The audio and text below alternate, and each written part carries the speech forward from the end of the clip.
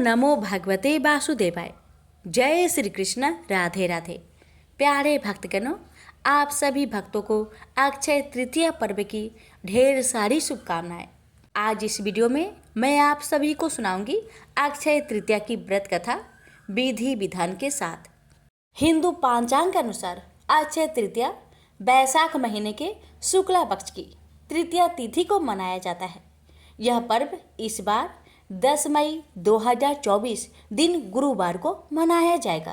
अरे भक्तों, इस दिन आप चाहे तो सभी देवी देवताओं का पूजा कर सकते हैं, लेकिन विशेष रूप से इस दिन माता लक्ष्मी, विष्णु भगवान, गणेश भगवान और धन के देवता कुबेर की पूजा अर्चना करने का विधान है।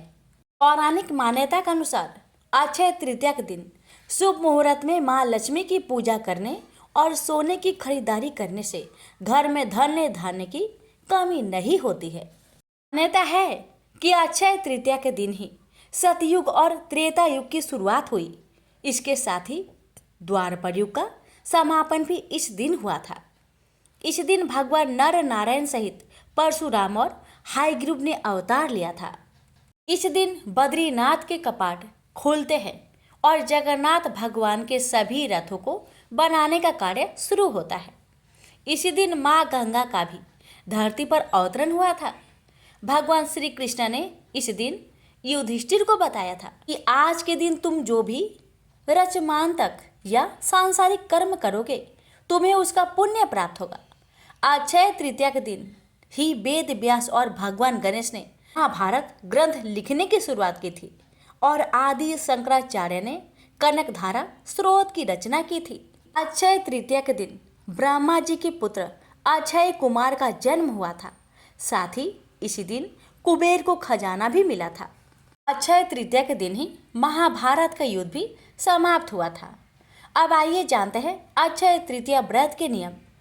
इस दिन व्रत करने के लिए प्रातःकाल स्नान करने के बाद पीले वस्त्र धारण करने चाहिए।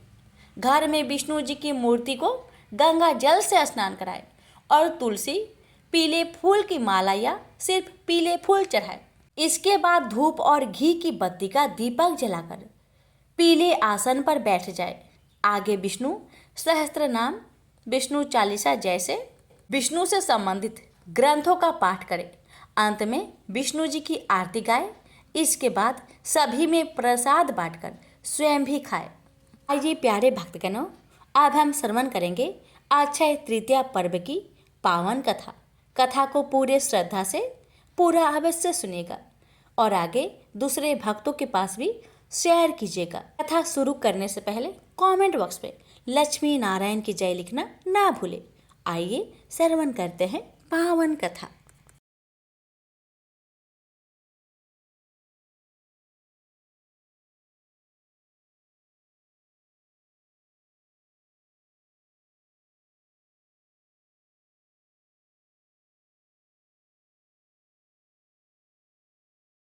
अक्षय तृतीया की एक कथा के अनुसार प्राचीन काल में एक धर्मदास नामक वैश्य था। धर्मदास अपने परिवार के साथ एक छोटे से गांव में रहता था। वह बहुत ही गरीब था। वह हमेशा अपने परिवार के भरण पोषण के लिए चिंतित रहता था। उसके परिवार में कई सदस्य थे। धर्मदास बहुत धार्मिक प्रवृत्ति का व्यक्ति था। उसका सदाचार तथा देव एवं ब्राह्मणों के प्रति उसकी श्रद्धा अत्यधिक प्रसिद्ध थी। अक्षय तृतीया व्रत के महात्म्य को सुनने के पश्चात उसने अक्षय तृतीया पर्व के आने पर सुबह जल्दी उठकर गंगा में स्नान करके विधि पूर्वक देवी देवताओं की पूजा की। व्रत के दिन सामर्थ्य अनुसार जल से भरे घड़े, पंखे, जौ, सत्तू, चावल, नमक, गेहूं, गुड़, घी, दही, सोना तथा वस्त्र आदि वस्तुएं भगवान के चरणों में रखकर ब्राह्मणों को अर्पित की। यह सब दान देखकर धर्मदास के परिवार वाले तथा उसकी पत्नी ने उसे रोकने की कोशिश की। उन्होंने कहा कि अगर धर्मदास इतना सब कुछ दान में दे देगा तो उसके परिवार का पालन पोषण कैसे होगा। फिर भी धर्मदास अपने दान और पुण्य कर्म से विचलित नहीं हुआ और उसने ब्राह्मणों को कई प्रकार का दान दिया। उसके जीवन में जब भी अक्षय तृतीया का पर्व आया, प्रत्येक बार धर्मदास ने विधि से इस दिन पूजा एवं दान आदि कर्म किए। अनेक रोगों से ग्रस्त तथा वृद्ध होने के उपरांत भी उसने उपवास करके धर्म कर्म और दान पुण्य किया।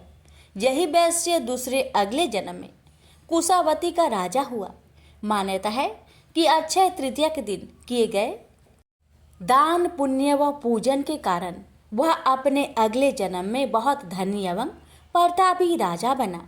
वह इतना धनी और प्रतापी राजा था कि त्रिदेव तक उसके दरबार में अक्षय तृतीया के दिन ब्राह्मण का वेश धारण करके उसके महायज्ञ में शामिल होते थे। अपनी श्रद्धा और भक्ति का उसे कभी घमंड नहीं हुआ। वह प्रतापी राजा महान एवं वैभवशाली होने के बावजूद भी धर्म मार्ग से कभी विचलित नहीं हुआ। माना जाता है कि यही राजा आगे के जन्मों में भारत के प्रसिद्ध सम्राट चंद्रगुप्त के रूप में पैदा हुए थे। जैसे भगवान ने धर्मदास पर अपनी कृपा की, वैसे ही जो भी व्यक्ति इस अक्षय तृतीया की कथा का महत्व सुनता है और विधि विधान से पूजा एवं दान आदि करता है, उसे अक्षय पुण्य एवं यश की प्राप्ति होती है। प्रेम से बोलिए लक्ष्मी नारायण की जय।